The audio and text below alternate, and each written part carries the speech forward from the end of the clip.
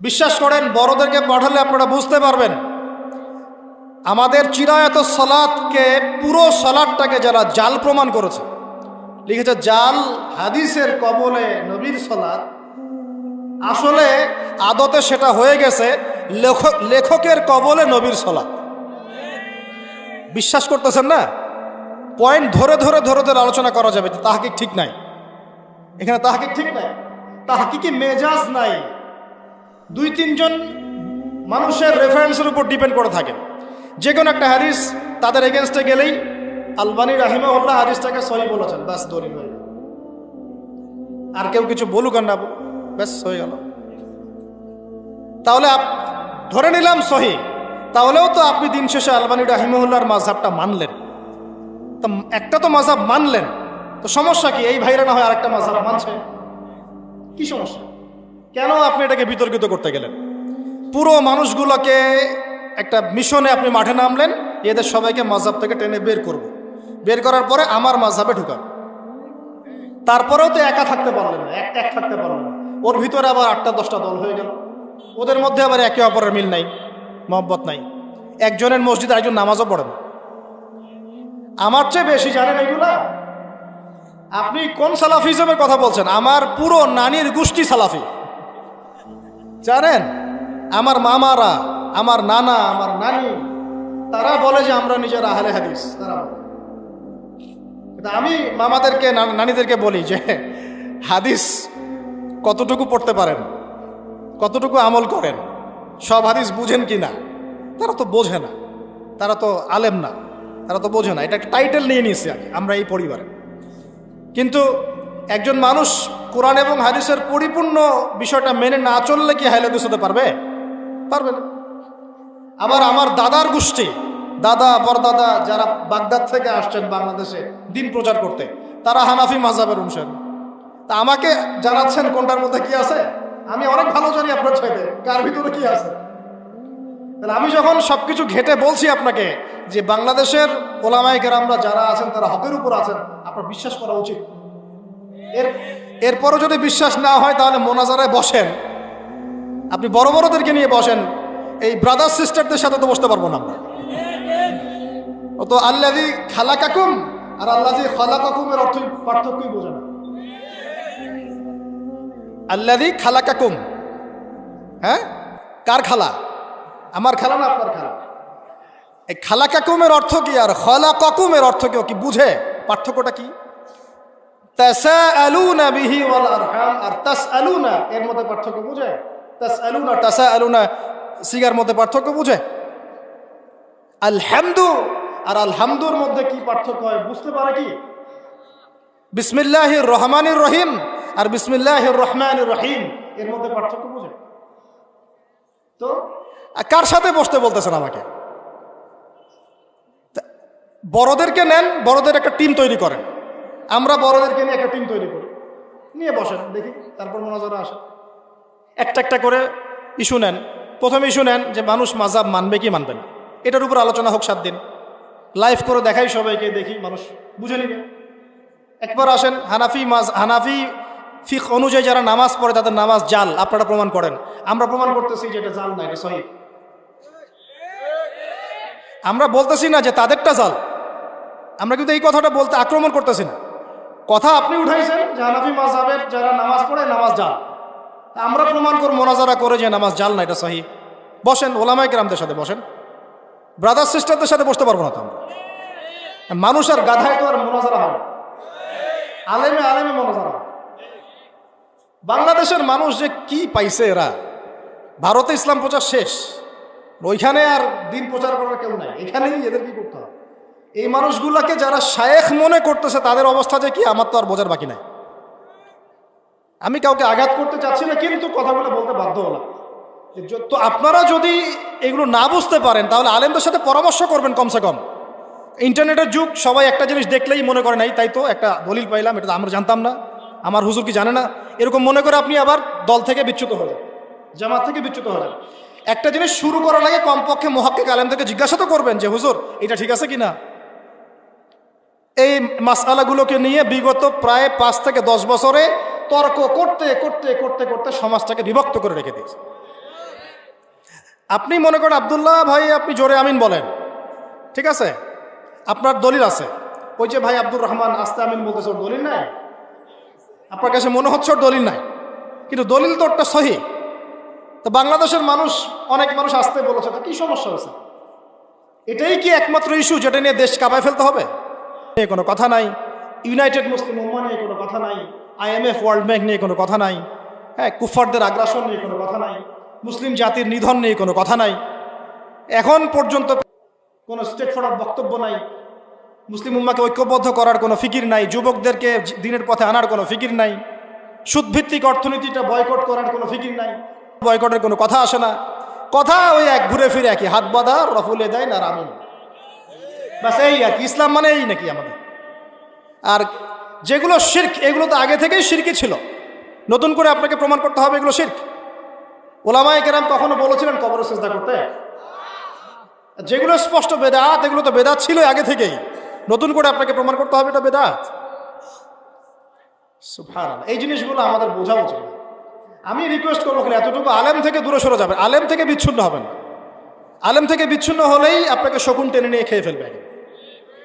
দিন শেষে কি হবে আমি বলে দিই, কারণ আমি বলছি আমি দুই দিক জানি, কারণ আমার বিশাল গোষ্ঠী, এটা আমার সৌভাগ্য। আর আলহামদুলিল্লাহ জেনারেল লাইন এবং ইসলামিক লাইন দুই দিকে পড়াশোনা হচ্ছে আমার। জেনারেল তো শেষ হয়ে গেছে, এখন ইসলামিকও চলতেছে, এটাও বুঝি আমি আলহামদুলিল্লাহ। ওখানে কি গ্যাপ আছে, এখানে কি গ্যাপ আছে। এখন শোনেন, আলেমদের থেকে পরামর্শ না নিয়ে কোনো কিছু চালু করতে যায় না। আর যদি এরকম করতে যান, বিচ্ছিন্ন হয়ে যান, দিন শেষে আপনি সেই ব্যক্তির তাকলিদ করবেন যে আপনাকে তাকলিদের বিরুদ্ধে ফতোয়া দিয়েছেন। বুঝতে পারেন নাই? যে আপনাকে বলেছে তাকলিদ করার দরকার নাই, দরকার নাই, দরকার নাই, আলেমরা কিছু বোঝে না, একদম সরাসরি কোরআন সুন্নাহ মানবো, দিন শেষে আপনি ওই ব্যক্তিকেই অন্ধ অনুসরণ করতে বাধ্য হবেন। সেই ব্যক্তি বলে দিবে যে আপনি বাজারে গিয়ে যদি টাকা থাকলেও বড় মাছটা না কিনেন জাহান্নামী হয়ে যাবেন।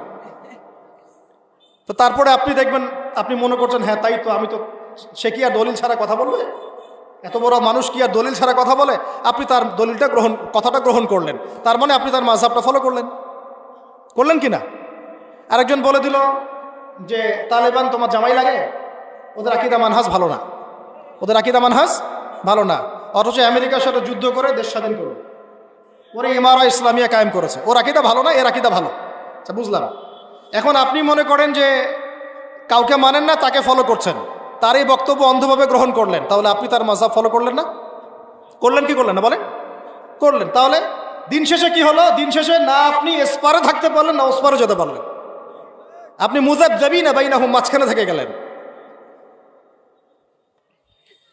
তো আমি এতক্ষণ যে কথাগুলো বলতে বাধ্য হলাম তার একটাই উদ্দেশ্য, উলামায়ে হক থেকে বিচ্যুত হবেন না।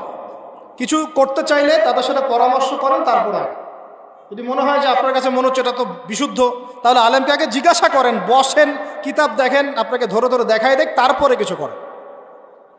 ইন্টারনেটের এই যুগ মারাত্মক ফিতনার যুগ। আর আমি এতটুকু এনশিওর করতে পারি আপনাদেরকে ইনশাআল্লাহ, উলামায়ে হক তাদের মধ্যে অনেকের মধ্যে দেখা যায় মনোমালিন্য আছে, থাকতে পারে। অনেকের মধ্যে দেখা যায় দুজন দুটো সংগঠন করে, অনেকের মধ্যে দেখা যায় যে দুজনের দুটা প্রতিষ্ঠান, দুজনের দুটা মত, এরকম কিছু বিষয় থাকতে পারে, কিন্তু সামগ্রিকভাবে তারা একটা ছাতার নিচেই আছে, এক ছাতার নিচে তারা আছেন। অতএব আপনার বিচ্যুত হওয়ার সুযোগটা তুলনামূলক অনেক কম এখানে। আর তাসকিয়া আছে তাদের কাছে, আত্মশুদ্ধি আছে তাদের কাছে, দলিল আদিল্লা আছে, যতটুকু আপনি বুঝতে পারবেন আপনাকে বুঝাই দিবে ইনশাআল্লাহ। আর যুবক ভাইদেরকে আমি রিকোয়েস্ট করি, পড়াশোনা অনেক বেশি, আবেগ চলবে না। এখন কি চলবে না? আবেগ চলবে না। আমরা যদি চান কি না, আগে ইলমি মোজাকারা খুব জোরে সোরে শুরু করে দেন। এইভাবে শুধু মক্তব পড়ে, বা ধরেন যে নামাজের পরে তালিমে বসেছেন, হ্যাঁ, দু একটা হাদিস শুনলেন, মনে করে নেবেন না যে আমি অনেক জেনে ফেলছি। এমন হয়নি বিষয়টা। আপনাকে গোড়ার থেকে ক্লাসিক্যাল সিলেবাসে আসতে হবে, কোরআন আগে পড়া শিখতে হবে। ভাই, কোরআন পড়া না শিখে কিছুই করতে যায় না। কোরআন পড়া না শিখে আপনার জন্য অন্য বইপত্র পড়া এখনো জায়েজ হয়ে ওঠে নাই। আগে কোরআন আপনার উপর ফরজ হয়ে আছে। এখন আমাদের অনেক ভাইয়ের বই আছে মার্কেটে, এইটা ওইটা, ইন্সপায়ারিং, মোটিভেশনাল অনেক বই আছে, আপনারা ওইগুলোই পড়তে পছন্দ করেন। আমি বুঝি তো, দেখি তাদের বই বেশি ভিউ হয়, মানে সেল হয় বেশি, কিন্তু আপনি তো এখনো কোরআন তেলাওয়াত করা শিখলেন না। তাহলে এই পড়াশোনা দিয়ে হবে না তো। আপনি প্যারাডক্সিক্যাল পড়ছেন, শক্তি ভাইয়ের বই পড়ছেন, এটা পড়ছেন, ওইটা পড়ছেন, অনেক বই পড়ছেন, পড়ছে কি না? পড়ে ফেলেছেন অলরেডি, কিন্তু আপনি তো কোরআন এখনো তেলাওয়াত করা শিখলেন না। কোরআন তেলাওয়াত আলেমদের কাছে এসে আগে সহি করতে হবে, 1 নাম্বার কাজ। পারা যাবে ইনশাআল্লাহ? 2 নাম্বার, শুধু কোরআন তেলাওয়াতে থেমে থাকবো না, কমপক্ষে 1 পারা হলেও হিফজ করতে হবে, বা অ্যাটলিস্ট দাওয়াত দেওয়ার জন্য যে আয়াতগুলো এবং সূরাগুলোর দরকার সেগুলো মুখস্থ থাকবে। আমি আমার ছোট্ট গবেষণায় দেখেছি, ক্ষুদ্র গবেষণায়, 500 থেকে 1000 আয়াত, 500 থেকে 1000 প্লাস মাইনাস হবে আর কি। এই আয়াতগুলো যদি কেউ আয়ত্ত করে রাখতে পারে, সে দাওয়াতের ময়দানে কাজ করতে পারবে ইনশাআল্লাহ। আয়াত আছে কয়টা? 6000, না এটা ভুল করে সংখ্যা, 6236টা আছে, 6236টা আয়াত আছে কোরআনে, গুনে দেখে নিয়ে। তো এর মধ্যে 1000 প্লাস মাইনাস আয়াত যদি আপনার মুখস্থ থাকে এবং অর্থগুলো আপনি জানেন, এতটুকু দিয়ে আপনি দাওয়াতের মেহনতে কাজ করতে পারবেন ইনশাআল্লাহ। মানে দাওয়াত বলতে কোনটা বোঝাচ্ছি? এই যে সুদের এগেনস্টে বলা, সুদের দলিল দেওয়া, দাওয়াতের কথা বলা, তারপরে আপনার ধরেন যে পর্দার কথা বলা, নামাজের কথা বলা, যাকাতের কথা বলা, এগুলো মোটামুটিভাবে এই 1000 আয়াতের মধ্যে চলে আসবে। ডক্টর জাকির নায়েকের সাথে আমার মিটিং দেখেছিলেন না? উনি কিন্তু হাফেজ না, আমি এটা আপনাদেরকে সেদিন বলি নাই। মালয়েশিয়ার সফরে উনার সাথে কনভারসেশনের একটা লেকচার আছে অনলাইনে, 10টা পয়েন্ট বলেছে, উনি 10টা নসিহত করেছেন, কিন্তু আরও অনেক কথা হয়েছে। তার মধ্যে এটা একটা কথা যে উনি বলছে উনি কিন্তু হাফেজে কোরআন না, এমনকি উনি ওই যে ওল্ড টেস্টামেন্ট, নিউ টেস্টামেন্ট যেগুলো রেফারেন্স দেন, gospel of John, gospel of Matthew reference দেন না, এইগুলোরও কিন্তু উনি হাফেজ না, এগুলো উনি মুখস্থ করেন নাই। দাওয়াত দেওয়ার জন্যে যেটার সাথে যেটার লিঙ্ক আছে, ধরেন সুদের এখানে 10টা আয়াত আছে, সুদ সংক্রান্ত 20টা হাদিস আছে, সুদের টপিকে 20টা তার মুখস্থ। মনে করেন লা ইলাহা ইল্লাল্লাহ কালিমার একত্ববাদ বোঝাতে হবে, একত্ববাদ সংক্রান্ত আয়াতগুলা এবং এর হাদিসগুলা তার মুখস্থ। এভাবে টপিক ধরে ধরে ধরে উনি লেকচার শিট রেডি করে রাখেন। উনি কি বই লিখেছেন? ওই লেকচার শিটগুলোই উনি তো নিজে আয়ত্ত করে ওনার স্টুডেন্টদেরকে পড়ান, পাশাপাশি ওনার ছেলে ফারিকের সাথে আমার কথা হয় মাঝে মাঝে, সেও অনেক মাশাআল্লাহ ব্রিলিয়েন্ট একটা ছেলে। তো সেও দেখা যায় ওই জিনিসগুলোকে ইংরেজিতে ওই মালয়েশিয়া হোক বিভিন্ন জায়গায় দাওয়াতে কাজে ওটা ইউজ করে, বাবার রিসার্চটা সে নিজে আবার ওটাকে রিপিট করে। তো আমি বোঝাতে চাচ্ছি যে একজন মধ্যম মানের, আমি মধ্যম মানের কথাই বলছি, বিকজ আমরা নিজেদেরকে হয়তো মধ্যম মনে করি। মধ্যম মানের দায়ী হতে হলে আপনার এই ধরনের 1000 হাদিস, 1000 হাদিস, 1000 আয়াত, এগুলো আপনার নলেজে থাকতে হবে দাওয়াতে কাজ করতে গেলে, দলিল আদিল্লা সহ। এটা প্রাথমিক লেভেলে কথা বলছে। কোরআন তেলাওয়াত শিখবেন, তারপরে এগুলো শিখবেন, আর কিছু হিপস করবেন, দেন আপনি সামনে গিয়ে ব্যাকরণের যত কিতাব আছে মিনিমাম 4-5টা ব্যাকরণের কিতাব না পড়ে আপনি এইসব চেয়ারে বসতে পারবেন না। আমি খোলাসা করতেছি আজকে, এভাবে আলোচনা করতে শুনছেন আমাকে আগে কখনো? খোলাসা করতেছি এই কারণে যে অনেকে মনে করে, স্পেশালি ওই ঘরানা আর কি, যারা উঠে পড়ে লাগছে, নিজের গায়ে থুতুটা নিয়ে মাখলো এইভাবে আর কি। এক ভাই বলছে যে আমি যদি বলি যে এখানে যারা চোর আছেন তাদের সবার মুখে আমি থুতু দেই, তারপর গায়ে লাগবে? লাগবে না, কারণ আপনি চুরি করেন নাই, আপনি চুরি করছেন, আপনার গায়ে লাগবে কেন বলেন? এখানে যারা জেনা করছো তোমরা, তোমার মুখে আমি থুতু দেই, তারপর গায়ে লাগবে? লাগবে না, আপনি করেন নাই। তো এখন নিজের গায়ে মাখতেছে ধরে। এই ঘটনাটার জন্য আপনাদের সামনে খোলাসা করতেছে যে এই পড়াশোনাগুলো না করে আমাদেরকে ওস্তাদ এইসব চেয়ারে বসতে কখনো দিতেন না, আর আমরাও কখনো বসতাম না। আপনাকে কোরআন, হিফস, বাছাইকৃত আয়াত হাদিস, এর সাথে আরবি ব্যাকরণের বইগুলো পড়তে হবে। জেনারেল ভাইরা, আমি দেখছি জেনারেল ভাইরা বহু আবেগ আছে, দিনের জন্য রক্ত দিতে চায়, জীবন দিতে চায়, পড়াশোনা করতে চায় না, 6 মাসের কোর্স করতে চায় না, 4 মাসের কোর্স করতে চায় না, দেখবেন। কিন্তু দিনের জন্য প্রচুর আবেগ, এই আবেগটা দিয়ে আপনি আদতে কিছু করতে পারবেন না যদি জ্ঞান না থাকে। মনে করেন বাংলাদেশে এখন এইসব জায়গায় বসে যারা কথা বলে, এই 15-20 জন মানুষ বা 100 জন মানুষ, এরা মনে করেন নাই, গায়েব। কোনো একদিন দেখলেন যে সবগুলোই গায়েব হয়ে গেছে, হতে পারে তো? এটারও সম্ভাবনা আছে, হতেও পারে, আল্লাহ না করুক। তো এখন এই জায়গাগুলো মেকআপ করবে কারা বলেন? এই জায়গাগুলো ফিল আপ করবে কে? আপনাদের মধ্য থেকেই তো মানুষ লাগবে নাকি? তো এই প্রস্তুতি আপনার কোথায়?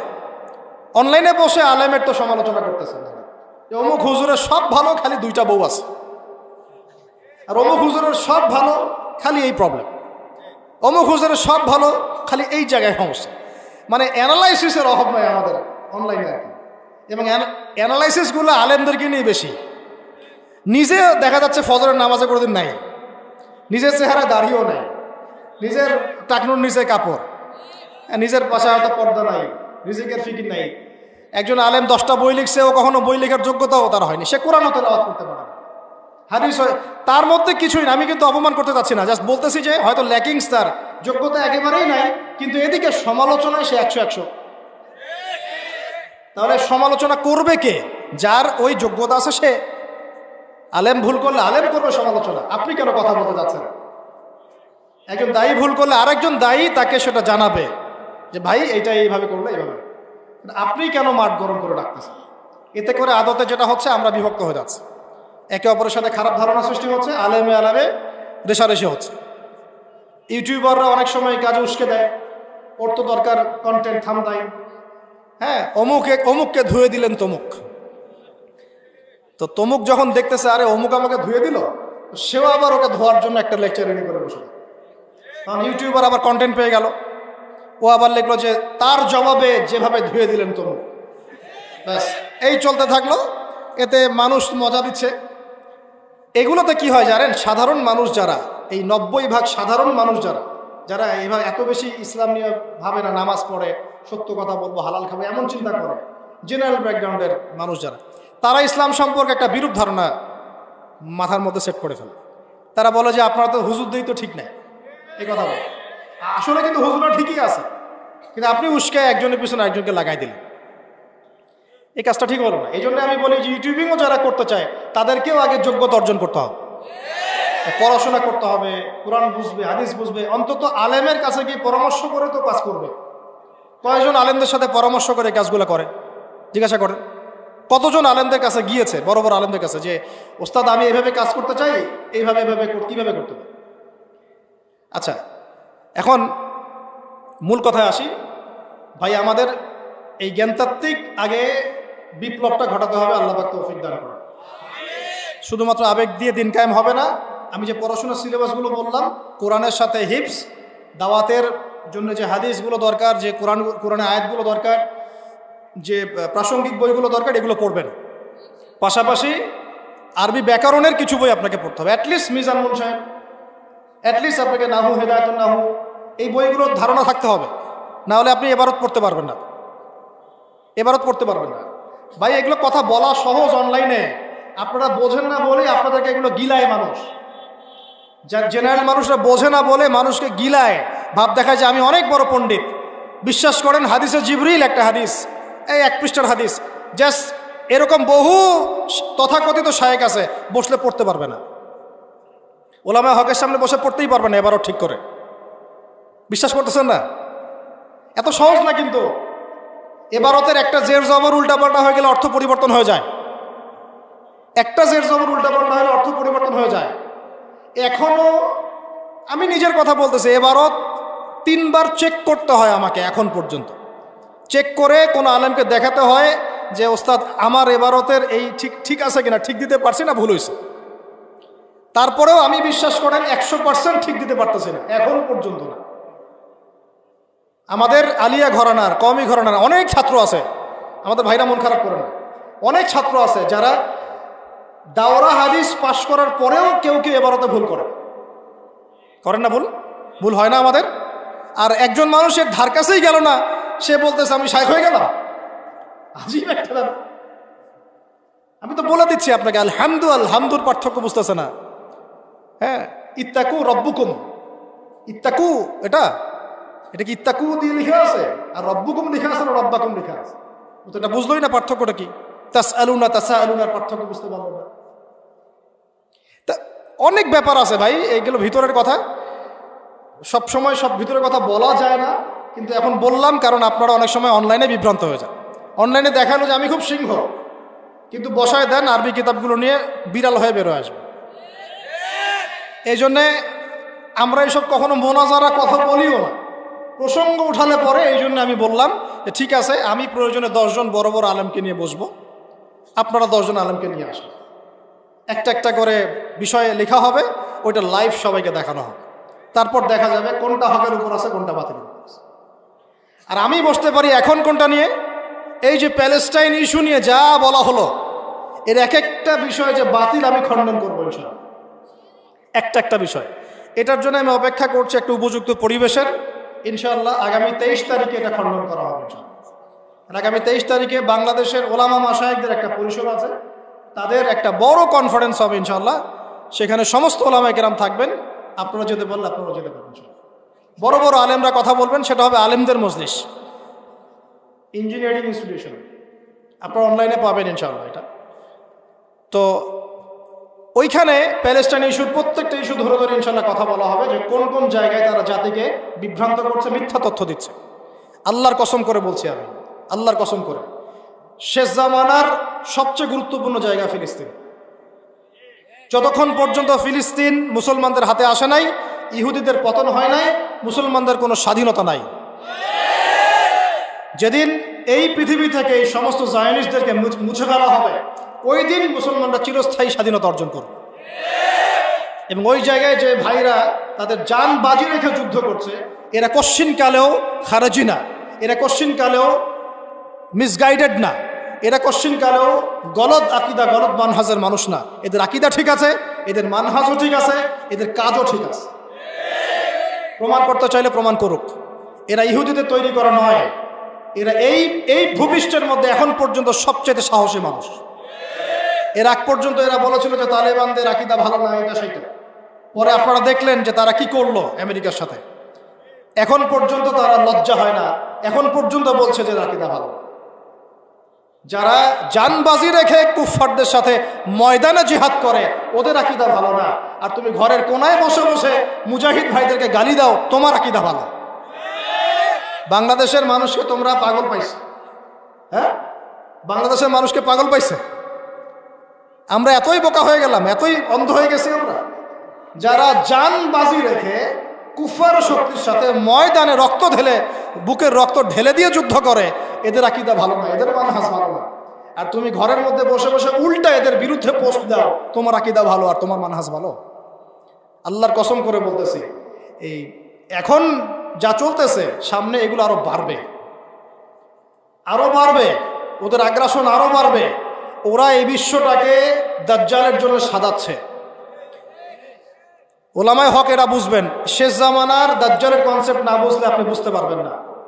ওরা ওই জায়গাটা স্বাধীন করতে চাচ্ছে দাজ্জালের জন্যে, ওরা ওখান থেকে ওর শাসন কায়েম করতে চায়। নবীজি বলেছেন শেষ জামানায় 40 দিন ও ওখান থেকে বিশ্ব শাসন করবে। কতদিন? তারপরে মাহদীর বাহিনীর হাতের পরাজয় লেখা আছে, ঈসা আলাইহিস সালামের হাতে এদের পরাজয় লেখা আছে। এরপরে ইনশাআল্লাহ তাআলা ওই জায়গায় ইসলামী খেলাফত আবারও কায়েম হবেই হবে। যারা যা ইচ্ছা করে নেয়, যা ইচ্ছা বলে বলুক, যত মুনাফিকি করে করুক, কিছুই করতে পারবেন ইনশাআল্লাহ। আল্লাহ রাব্বুল আলামিন আমাদের সবাইকে কথাগুলো বোঝার তৌফিক দান করুন। তরুণ সমাজ আমরা যারা আছি, আমাদের করণীয় হচ্ছে আগে ইলমের মেহনত করা, এরপরে ওলামায়ে হকের সাথে থাকা, এরপরে ঐক্যবদ্ধ থাকা, বিচ্ছিন্ন না হওয়া, আল্লাহর রাস্তায় দাওয়াতের মেহনত অব্যাহত রাখা, সৎ কাজে আদেশ করতে থাকা, অসৎ কাজে নিষেধ করতে থাকা, আদর্শ পরিবার গঠন করা, বাচ্চাদেরকে মানুষ করা, হালাল খাওয়া, এবং